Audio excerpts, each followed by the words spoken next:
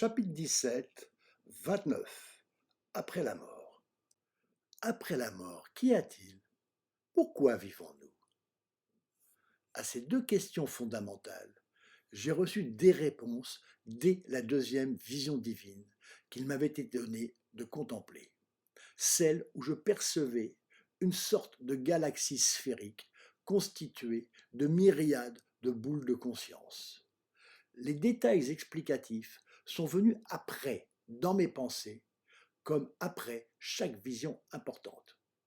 Ils se sont développés et affinés au fil des années à mesure des progrès scientifiques et technologiques qui vont dans le même sens, sans bien sûr que les gens s'en rendent compte. Je vais essayer d'expliquer ce que j'ai capté à partir d'un exemple terrestre. Il s'agit des jeux vidéo. Quand ils sont apparus, il y a une trentaine d'années, les joueurs n'avaient à leur disposition que des petits personnages très sommaires, plus ou moins géométriques, évoluant sur le même plan. Puis les jeux, axés au début sur la compétition ou la lutte, sont devenus de plus en plus réalistes et se déplaçant en trois dimensions. Les premiers joueurs, devenus adultes, ont souhaité des jeux plus matures. Sur le net, on a créé Second Life, où les joueurs peuvent se créer une autre vie, avec une autre apparence, de nouvelles occupations et relations. D'autres jeux consistent à créer des personnages qu'on va faire vivre et se développer dans un environnement auquel participeront d'autres joueurs sur Internet. Le dernier en date, Spore, part de la création d'une cellule, va jusqu'à des formes de vie plus évoluées, jusqu'à des humanoïdes isolés, puis en clan, et aboutit à des embryons de civilisation. Le développement de ces jeux a été très rapide. Essayez d'imaginer ce qu'ils pourraient devenir dans 20 ans, dans 100 ans, dans 1000 ans. Des interactions de plus en plus complexes, une impression de réel de plus en plus grande. De plus, au lieu de rester assis devant son écran à l'extérieur du jeu par une réalité virtuelle sensorielle, on plongerait dans la peau d'un des personnages qu'on aurait créé pour ressentir ce que ça fait d'être à l'intérieur.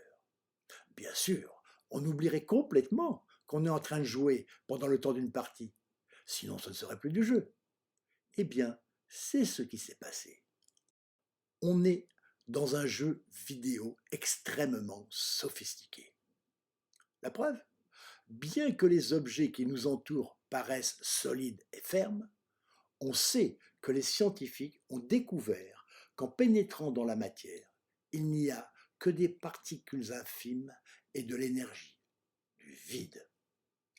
Récemment, j'ai entendu à la radio un savant qui avait poussé ses recherches dans la théorie des cordes dire que chaque grain de matière était en fait un pixel. Ça paraît ahurissant.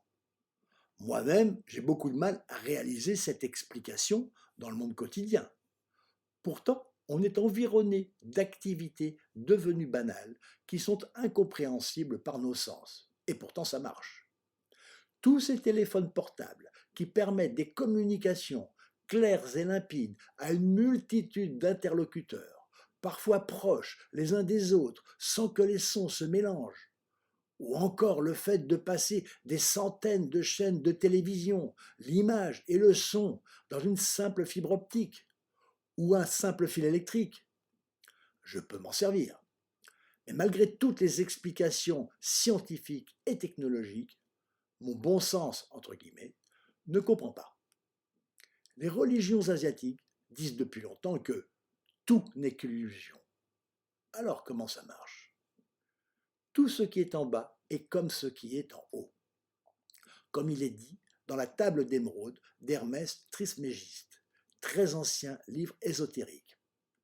À savoir que les principes, les pulsions, les envies qui animent et que ressentent les êtres vivants, et tout particulièrement les humains, sont les mêmes à un autre niveau que ce que ressent et qui structure le divin. Un est multiple à la fois, comme je l'ai perçu dans cette vision. L'envie, la curiosité, l'humour, l'amour, l'ennui, etc. Justement l'ennui. Dans l'état de béatitude, d'extase, de perfection permanent dans lequel se trouve le divin, au bout d'un temps immense par rapport à l'humain, apparaît en premier le sentiment d'ennui. Quand un enfant s'ennuie, qu'est-ce qu'il veut faire? S'amuser, jouer. Il crée donc un jeu au niveau du divin, c'est-à-dire extrêmement complexe. La science permet de retracer les étapes d'évolution de ce jeu.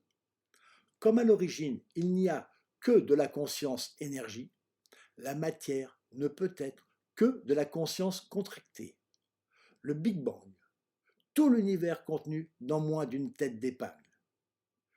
Tout ce qui nous entoure n'est que de la conscience contractée, puis décontractée à différents degrés. De même que les jeux vidéo sont passés de formes primaires à des formes de plus en plus sophistiquées, la création, après avoir franchi les étapes de la matière et ces différentes périodes qui ont apporté de grandes satisfactions au joueur principal, Dieu, est passée au niveau plus complexe de la vie qui a permis au divin, dans son aspect multiple, de venir effectuer, entre guillemets, des tours de manège, d'entrer dans la réalité virtuelle.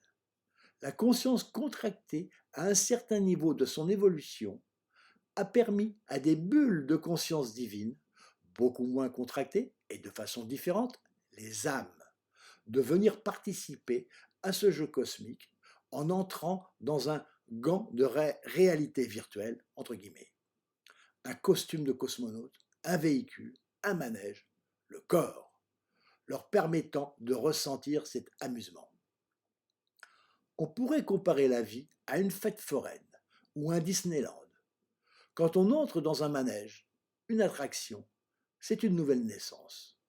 On s'identifie au véhicule qui va nous transporter et faire ressentir des émotions plus ou moins intenses.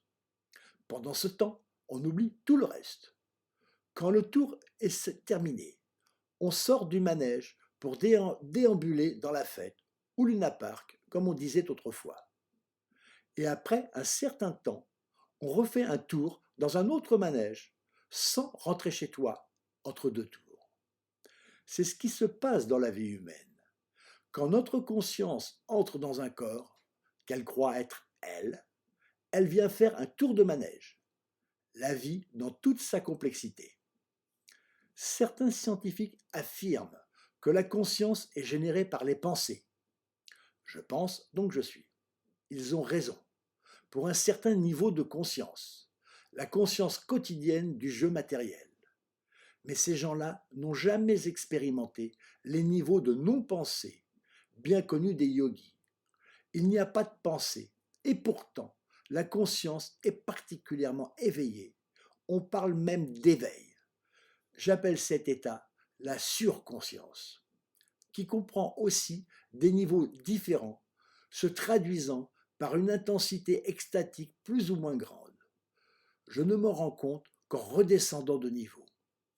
Tous ces niveaux se situent entre la 5e et la 9e dimension, celle de la vacuité et de l'extase la plus intense, l'extrême qu'un être humain peut atteindre par lui-même, en suivant généralement tel ou tel enseignement.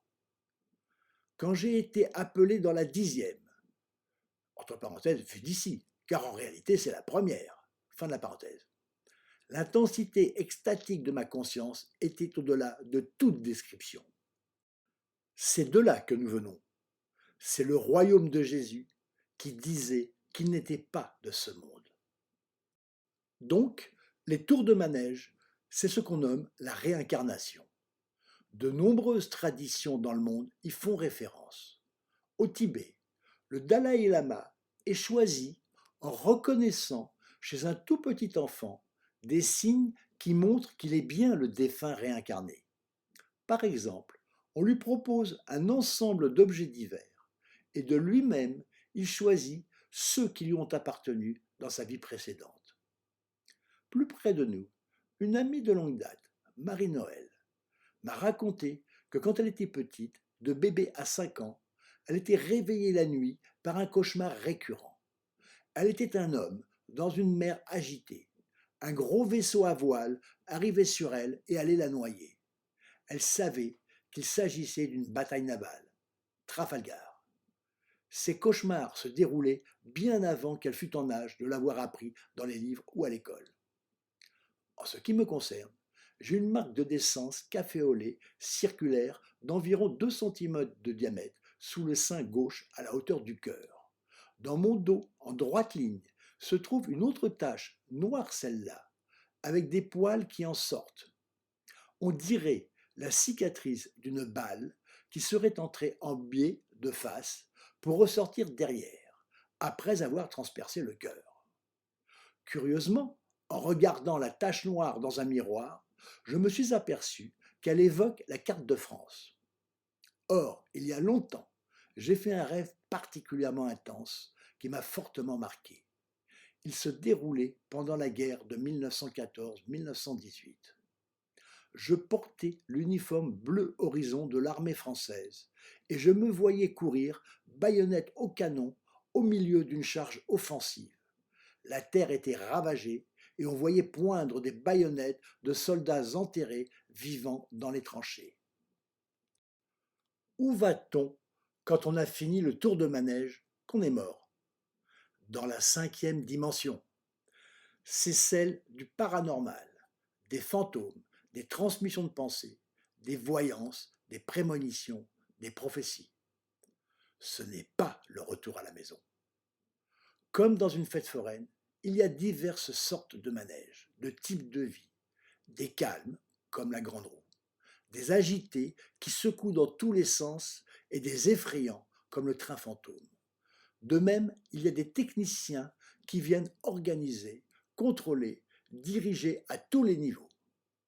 Tous les hommes ou femmes importants de l'histoire de l'humanité, les bons comme les méchants, Néron, Napoléon, Hitler, Staline, etc., où les prophètes étaient des techniciens chargés d'orienter le jeu dans une direction ou une autre, bien que probablement ils n'en aient pas eu conscience.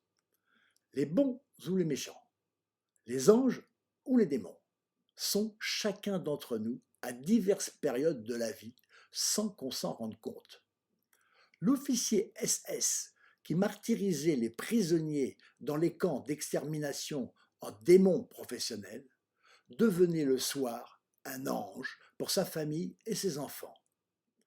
Moi-même, j'ai probablement fait souffrir des jeunes filles amoureuses de moi dans mon jeune temps. La réciproque amoureuse n'étant pas vraie, je ne réalisais pas la souffrance que j'occasionnais quand je les laissais tomber. À propos de souffrance, on entend souvent: que fait le bon Dieu quand il laisse souffrir des petits-enfants? D'abord, Dieu n'est ni bon ni mauvais, il est tout. Pour comprendre la souffrance, il faut connaître la finalité du jeu. Quand on s'amuse, on veut éprouver des sensations différentes de celles qu'on a d'habitude à la maison. Sinon, à quoi bon si c'est la même chose? Au XIXe siècle, les gens très riches, entre parenthèses au paradis terrestre, fin de la parenthèse, finissant par s'ennuyer, allaient s'encanailler au milieu de la populace et des dangers violents de l'époque pour s'amuser, se désennuyer. À la maison, la 10e dimension, ce n'est que beauté, harmonie, lumière, énergie, amour. Le contraire, c'est la souffrance. En fait, le but principal du grand jeu cosmique est d'éprouver la souffrance sous toutes ses formes: physique, morale, directe, indirecte, petite, grande, angoisse, inquiétude, etc. C'est pour cette raison qu'il y a toujours eu de la souffrance sur Terre, que ce soit dans le règne animal, où la règle est de manger ou être mangé, ou dans l'histoire des civilisations qui n'est que guerre, torture, exploitation, maladie, souffrance de toute nature. La souffrance est relative et peut même devenir source de plaisir. Les masochistes en sont un exemple. Sans être masochiste, une souffrance surmontée procure souvent de la satisfaction. Un autre aspect du jeu apparu après et la connaissance. La curiosité qui pousse l'humanité et surtout les scientifiques à découvrir et comprendre ce qu'est l'univers est celle du divin. Il se sert des hommes pour se découvrir lui-même dans sa manifestation matérielle.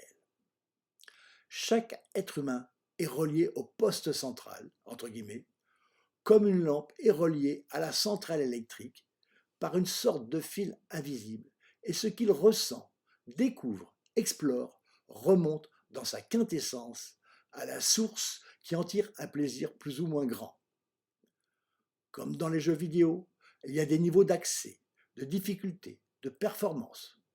Tout le monde n'est pas au même niveau, mais tous peuvent devenir des gagnants. Comme dans tous les jeux, il y a et il y aura des gagnants et des perdants. Déjà, nous sommes tous des gagnants de la grande course des spermatozoïdes. Les perdants iront-ils en enfer? Non, car il n'y a pas d'enfer. L'enfer est sur terre. Jean-Paul Sartre disait « L'enfer, c'est les autres ». Pas seulement les autres. Certains vivent une vie d'enfer sans que les autres en soient responsables. Ils payent pour une vie antérieure. C'est le mauvais karma dont parlent les hindouistes. Il est d'autant plus infernal qu'il paraît injuste et qu'on n'en connaît pas la raison. L'oubli étant la règle à chaque vie nouvelle. Mais ça peut être aussi le choix, inconscient dans notre monde, d'éprouver la souffrance de façon intense pour avoir des sensations plus fortes dans le jeu. Les escalades périlleuses de montagne, les traversées et même le tour du monde en solitaire à la voile ou à la rame, les sauts à l'élastique, etc. abondent dans ce sens. Un autre moment peut paraître infernal, juste après la mort. D'après le Bardo Thodol, le livre des morts tibétains, quand on meurt, on perd d'abord connaissance.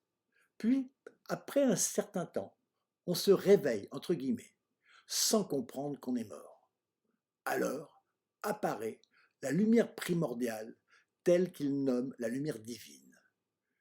Si le défunt en est effrayé et ne la reconnaît pas, il faut dire que sans préparation préalable, c'est très impressionnant et extrêmement difficile à accepter de se laisser aller. Des démons surgissent et lui font subir des tourments infernaux. Au bout d'un moment, plusieurs jours peut-être, suivant les individus, l'effroi se calme et la lumière primordiale revient, mais plus faiblement.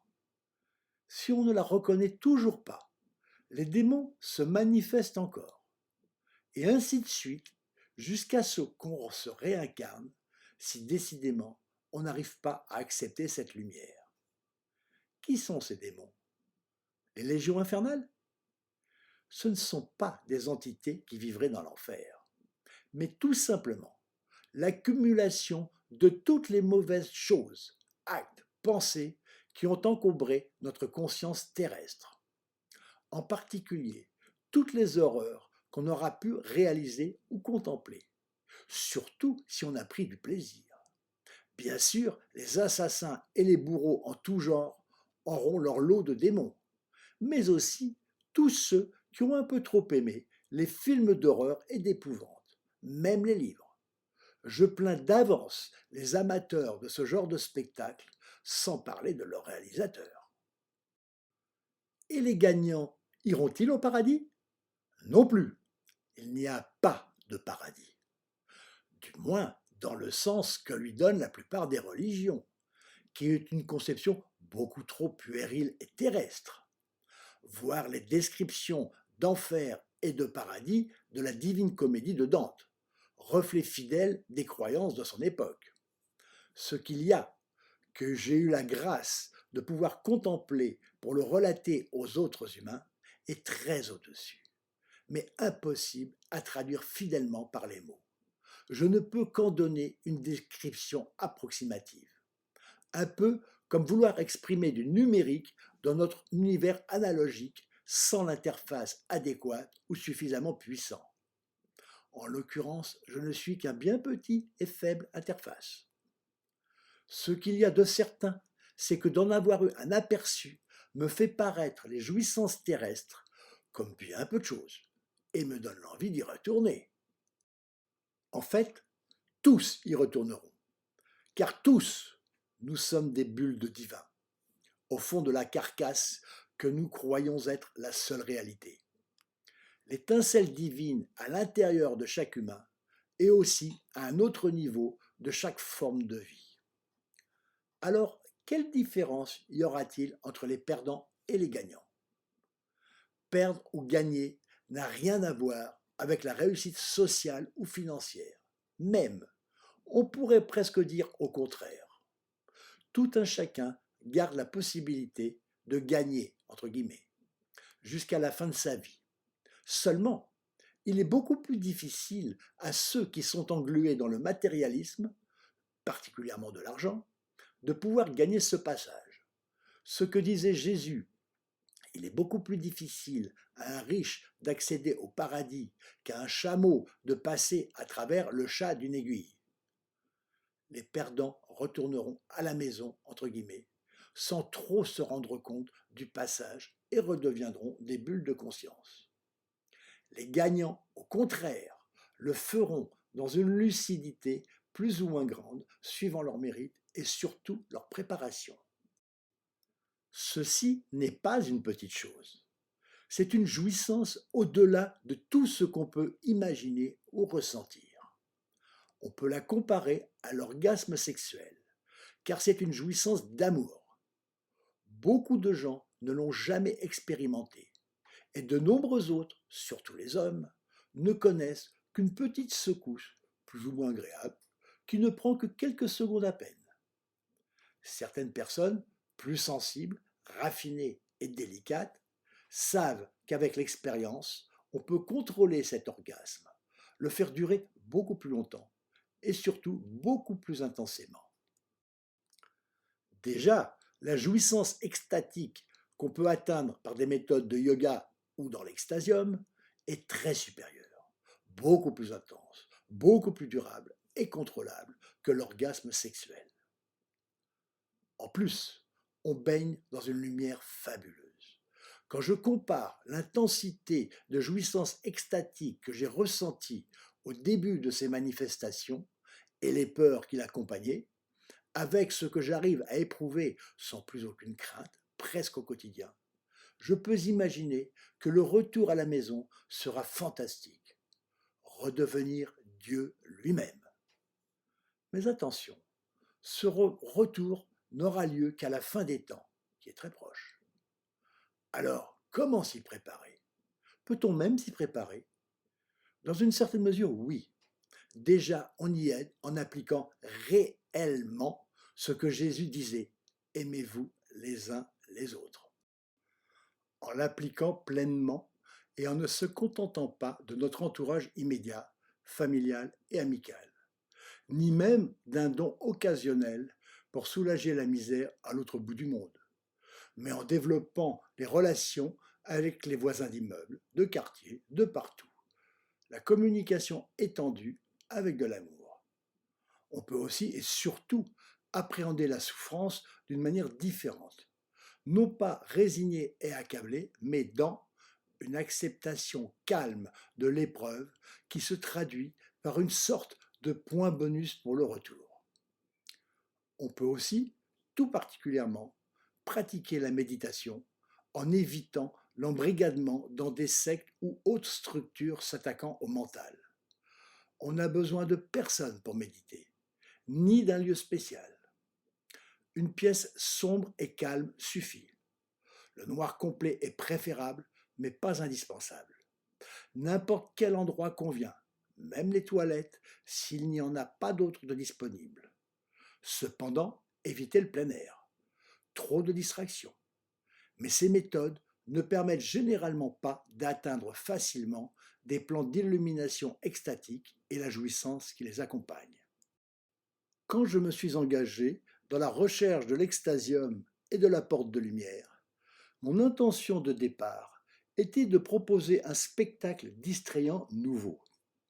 Mais les centaines de visiteurs m'ont montré que cette relation musique-lumière leur permettait d'atteindre, très rapidement et sans effort, des niveaux de conscience qui leur étaient inconnus auparavant. Beaucoup disent avoir eu l'impression de dormir sans dormir, avec une très grande acuité visuelle et auditive. Certains, les plus sensibles, ne regardent même pas le spectacle jusqu'au bout et ferment les yeux pour partir encore plus loin. D'autres me disaient avoir ressenti que s'ils s'étaient laissés aller, ils seraient partis beaucoup plus loin, mais ils n'avaient pas osé. Dans ce spectacle, ce qui compte n'est pas ce qu'on voit et entend, c'est ce qu'on ressent. Tous se sentaient très bien après la séance. Or, jusqu'à présent, je n'ai effectué que des démonstrations échantillons dans un espace en cours d'élaboration, pas encore complètement au point. Pour une action plus importante, il faudrait revenir régulièrement à des sessions différentes de leur présentation. Pour ma part, je ne me contente pas de critères esthétiques ou intellectuels pour juger l'avancée de cette recherche, mais de l'efficacité, la facilité, la rapidité, l'intensité d'extase que cela me procure. La révélation principale du livre de l'Apocalypse est qu'il contient le schéma directeur, le plan symbolique de la machine, le mandala vivant, qui permet de se mettre en communication avec les plans divins, sans effort et facilement, sans préparation, sans croyance préalable. Quand on prend l'avion, on n'a pas besoin de croire qu'il peut voler.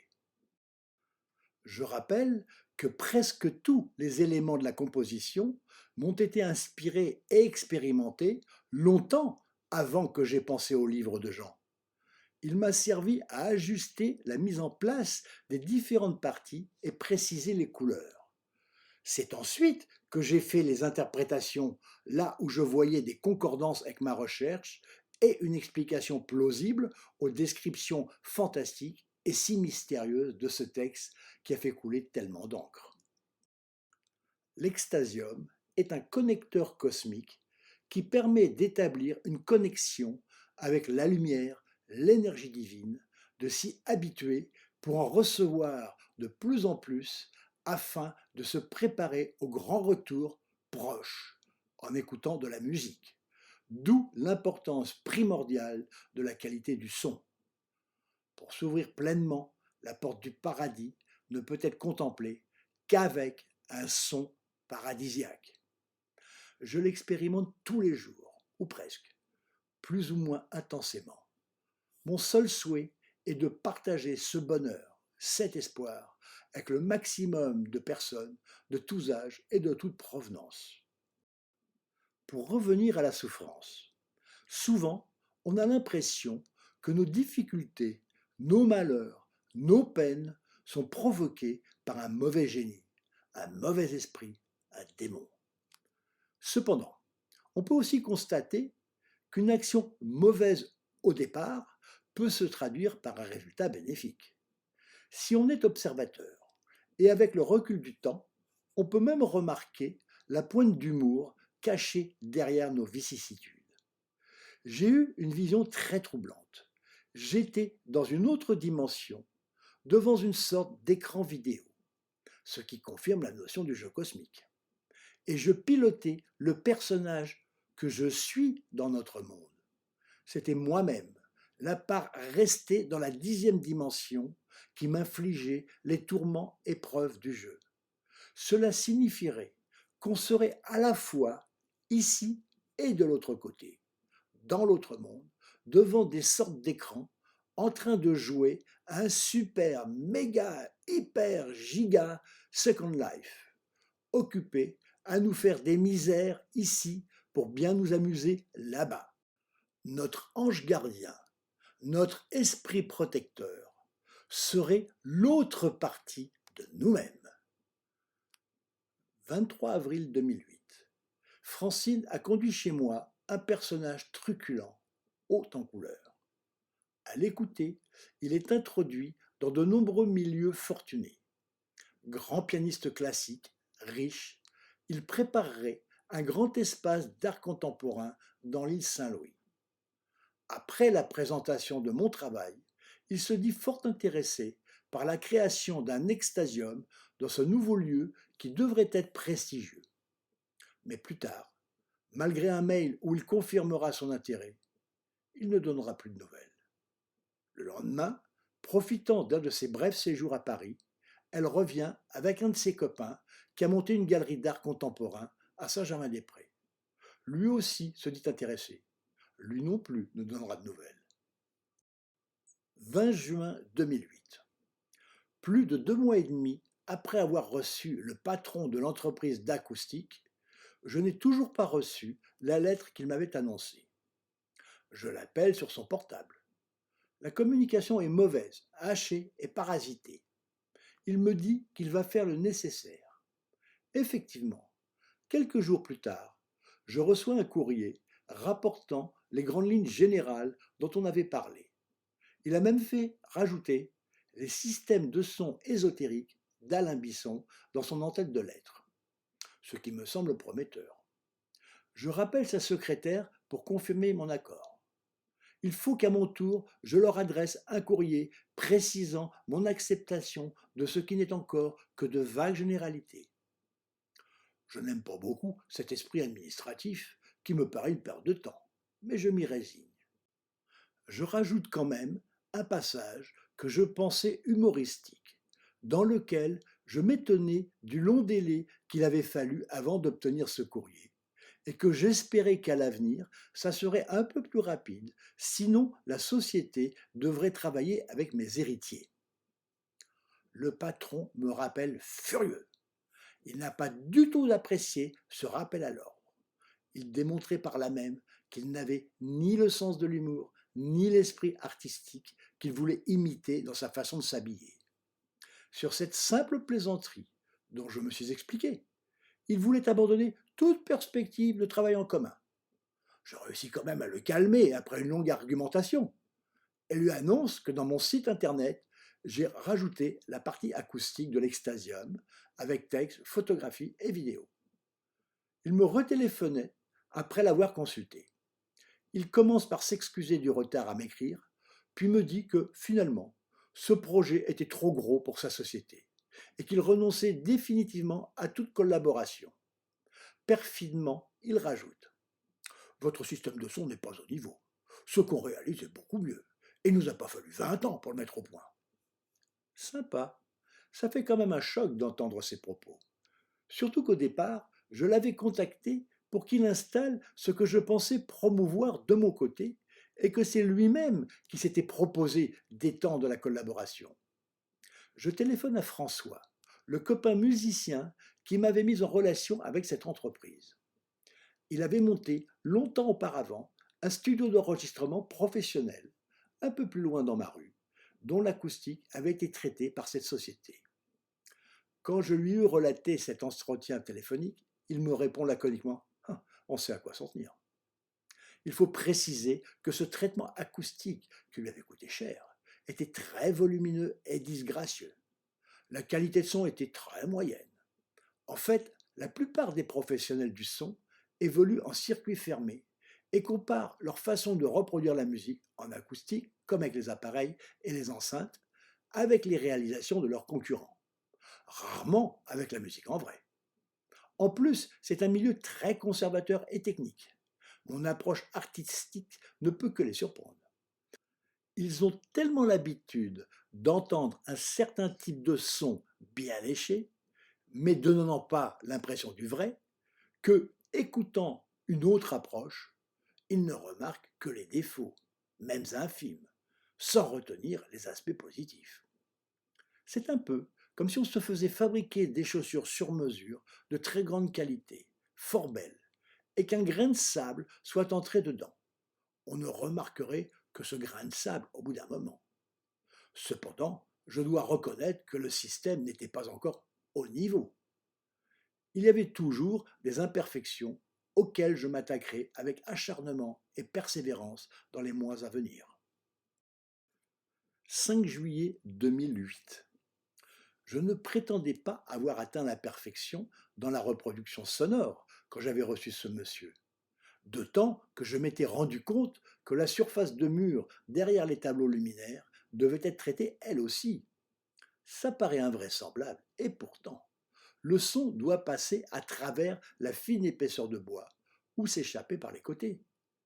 En tout cas, c'était perturbant avant le traitement, ça ne l'était plus après. J'avais donc fait ce travail derrière les 7 tableaux luminaires qui éclairent l'extasium. Il ne restait plus que le grand tableau. J'hésitais avant de décrocher la porte de lumière, porte du paradis, qui représentait un gros travail. Après avoir retiré la toile recouvrant la partie centrale, puis avoir décroché le boîtier de lumière et d'électronique, il faut démonter les 4 grands panneaux peints. Ensuite, je dois débrancher toutes les connexions reliant les gens lumineux entre eux et dévisser les plaques de bois assurant la cohésion de l'ensemble. Décrocher seul chaque panneau encombrant et lourd est très délicat et dangereux. Le démontage ou le remontage prennent 1 heure chacun. Ma décision est prise. Malgré mon compte bancaire proche du zéro, je vais acheter des plaques de liège, de la colle, de la peinture et du vernis. Je prépare les plaques à l'avance et me lance. Je descends le tableau. C'est moins difficile que ce que j'appréhendais. Je colle les plaques et remonte tout. J'écoute. La qualité du son est nettement améliorée. Mais je n'ai pas pu traiter une bande centrale de mur légèrement en surépaisseur, qui représente près de la moitié de la surface. Le liège ne passait pas. J'en suis perturbé. Que dois-je faire? Je ne vois que le sky que j'avais abandonné. De toute façon, il faudra attendre. Je ne peux pas aller plus loin financièrement. Je continue d'écrire ce récit. Au moins, ça ne coûte que des stylos-billes que j'use en grande quantité. 17 juillet 2008. Comme d'habitude, l'argent qui m'est nécessaire pour poursuivre mes recherches sur le son tombe du ciel, juste au moment où j'en ai besoin. Franck relance le projet de briques de verre lumineuses. On lui a présenté un nouveau partenaire, André, ancien ingénieur en électronique. On se comprend mieux. Il a une forte expérience des grandes entreprises internationales. Après avoir séjourné plusieurs années dans différents pays d'Asie, il avait monté sa propre société à Madagascar, où il avait été contraint de prendre un associé local. Et, comme c'est trop souvent le cas, une cabale avait été montée de toutes pièces contre lui. Sa société avait été confisquée, au profit de l'associé local, bien entendu. Il a été assez heureux de quitter le pays sans passer sa vie dans une prison abominable, mais en ayant tout perdu. Du coup, il se trouve disponible pour entreprendre divers projets. Il me fait une bonne impression et on sympathise rapidement. Il semble être le partenaire dont on avait besoin. Une perspective d'aide européenne s'offre à nous. Je vais étudier et mettre au point un nouveau prototype. Les LED ayant progressé depuis 2004, moyennant quoi je serai défrayé régulièrement pendant les mois à venir. 22 juillet 2008. Après avoir passé quelques jours sur différentes variantes du prototype de briques lumineuses, ce qui me distrait l'esprit, je vais acheter la pièce de sky manquante. Après traitement préparatoire complet, démontage du tableau encore une fois, encollage du cuir artificiel, fixation, remontage, écoute, c'est mieux. Mais il faut attendre que tout soit bien sec. Le lendemain, je me rends compte d'un décalage désagréable dans le son derrière moi, un côté se montrant gênant. À chaque fois que j'ai réussi à gommer un défaut, un autre plus léger apparaît, masqué par le plus important. Les parties de couloir derrière mon dos sont dissymétriques, donc le défaut vient de là.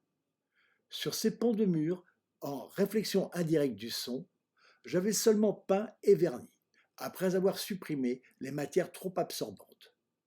Pour effacer la légère dureté qui persistait, j'avais expérimenté plusieurs types de vernis. Juste après leur application, ça paraissait bien. Mais quand le séchage était complet, le défaut réapparaissait. Donc le vernis n'était pas suffisant. Je ne vois qu'une solution, le sky. Je retourne en acheter, ce qui veut dire colle, peinture, vernis en plus.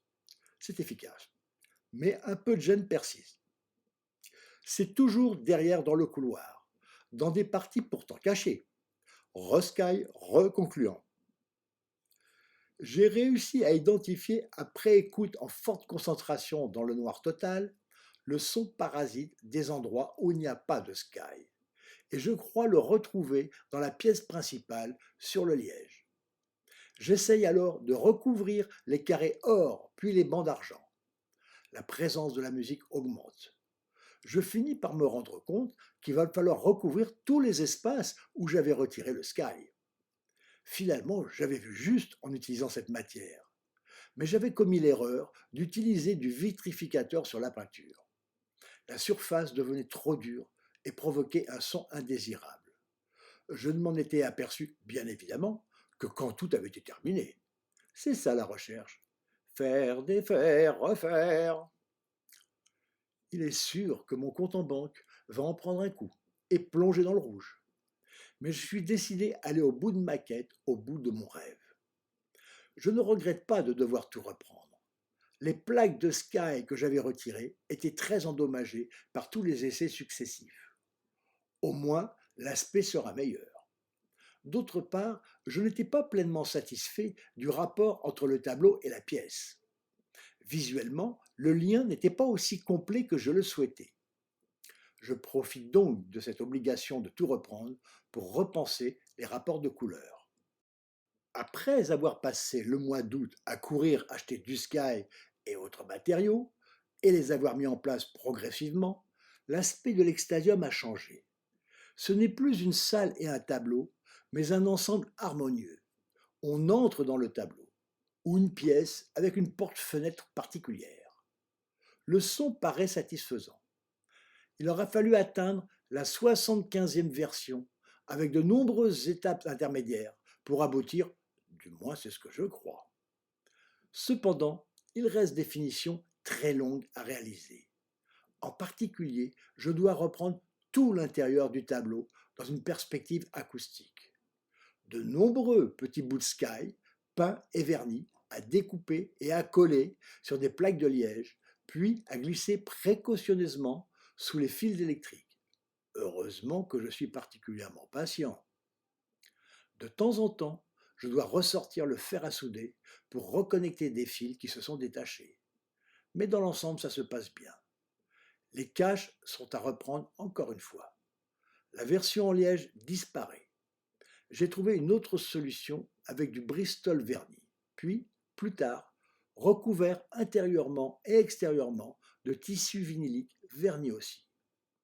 Il faut des jours et des jours pour façonner ces centaines de petits objets, avec écoute concluante après chaque mise en place. J'en profite pour modifier certains effets lumineux qui semblent mieux en accord avec la composition peinte. Il me restera un gros morceau. Refaire une autre peinture, puis une autre composition lumineuse mieux reliée à l'image, à la musique, à mon analyse du livre de l'Apocalypse. J'ai encore de quoi m'occuper un bon moment. J'aurais passé plus de 27 ans pour aboutir, provisoirement, à partir du moment où j'ai découvert le dessin du couloir de l'infini, devenu la Jérusalem céleste. Je ne crois pas qu'il y ait eu d'autres œuvres artistiques qui aient nécessité une telle durée, ni une telle complexité, surtout réalisées par un seul individu. En attendant de tout achever, j'expérimente mon connecteur cosmique, ma Dream Machine, tous les soirs. L'effet que je ressens est de plus en plus extraordinaire. Peut-être que toutes mes analyses du livre de l'Apocalypse et mes interprétations de ce qui m'est arrivé sont erronées. Peut-être que j'ai été abusé par l'imagination de mon propre cerveau. Peut-être n'y a-t-il eu que de nombreuses coïncidences. Mais en tout cas, l'extasium, avec la porte de lumière, porte du paradis, l'œuvre résultat de cette analyse, de cette recherche, est là. Et ça marche pour me connecter sur les champs de Dreammaker et sur la surconscience en me procurant d'intenses extases orgasmiques et lumineuses. Chapitre 17, 28 à 30. Tout un chacun se pose cette question à un moment ou à un autre de son existence. Mais en fonction de ce qui m'est arrivé, cette interrogation a pris une force particulière. J'y ai vu 3 niveaux de questionnement. Le premier, en tant qu'individu. Suis-je uniquement ce corps, comme le disent les autorités médicales? Dans l'interprétation des nombres de 1 à 10, donnés par l'hypothétique civilisation de Mu, il est dit que l'homme est 2 en 1, c'est-à-dire corps et esprit, ou conscience. Le corps aurait donc une part d'autonomie indépendante de notre volonté, de notre conscience? Pour y répondre, il n'y a qu'à observer le nombre de fonctions qui se passent sans qu'on contrôle rien, ou presque. Les battements du cœur, la circulation du sang et les échanges avec les cellules, leur vie propre, la lutte contre les maladies, la croissance, la digestion, la respiration, etc. Même dans notre apparence extérieure. Quand on parle, on fait des gestes avec les mains, les bras, le corps en entier, sans qu'on les contrôle. Sauf si on y prête attention et qu'on fasse un effort. J'ai constaté dans le phénomène de l'inspiration qu'une phase a lieu surtout le soir, dans la tête, et qu'une autre a lieu le lendemain par la main. Souvent, ma main a fait autre chose que ce que ma tête avait conçu. Et c'était loin d'être toujours mieux. Quant aux rêves, certains disent se rappeler de tous les leurs, qu'ils vont jusqu'à les noter. Mais en fait, ils ne se rappellent généralement que d'un rêve par nuit. Or, les recherches sur le sommeil ont montré qu'une nuit n'est pas continue, mais constituée de 4 à 5 phases différentes de sommeil. Dans chacune, comme les expériences l'ont démontré, on rêve, sans aucun souvenir. Alors qui rêve? Et pourquoi? Je crois que c'est la machine, le corps, l'ego, dans sa dimension physique et mentale, indépendant de notre conscience, qui rêve pour lui-même. Généralement, quoi qu'on en dise, il n'y a aucune signification particulière nous concernant, sauf de rares fois où des messages internes peuvent passer pour informer symboliquement notre conscience sur notre état physique ou moral. Des messages externes, comme des prémonitions, entre parenthèses, voir les passagers qui ont été sauvés du naufrage du Titanic en ayant refusé d'embarquer à la suite d'un tel rêve. Fin de la parenthèse. Et des messages provenant de sphères plus élevées, comme ma première vision de lignes lumineuses colorées. Si on analyse bien ce dont on se souvient des rêves, on peut constater que si tout se passe bien, même de façon idyllique au début, généralement, à la fin, ça se gâte. Soit on se retrouve perdu, soit on a peur, soit on est ridiculisé. Entre parenthèses, par exemple, on a perdu tous ses vêtements au milieu d'une foule, fin de la parenthèse, etc. Une recherche intérieure peut confirmer que notre âme ou conscience est indépendante du corps qu'elle est venue habiter et que le rôle de celui-ci, en plus d'être un véhicule et un objet de plaisir extraordinaire, est de contribuer à notre souffrance dans ce monde, dans ce jeu. Si on ne fait pas de gros efforts sur nos attitudes automatiques, on se fait rappeler à l'ordre par notre entourage. Domine-toi, calme-toi, contrôle-toi. C'est le corps qu'il faut dominer jusque dans sa structure mentale. Comme le dit la chanson, mon pire ennemi est dans le miroir. Le deuxième questionnement, en tant qu'artiste. Après ma première exposition fracassante à São Paulo au Brésil, il n'y en a plus jamais eu avec un tel succès. J'ai connu des périodes difficiles financièrement.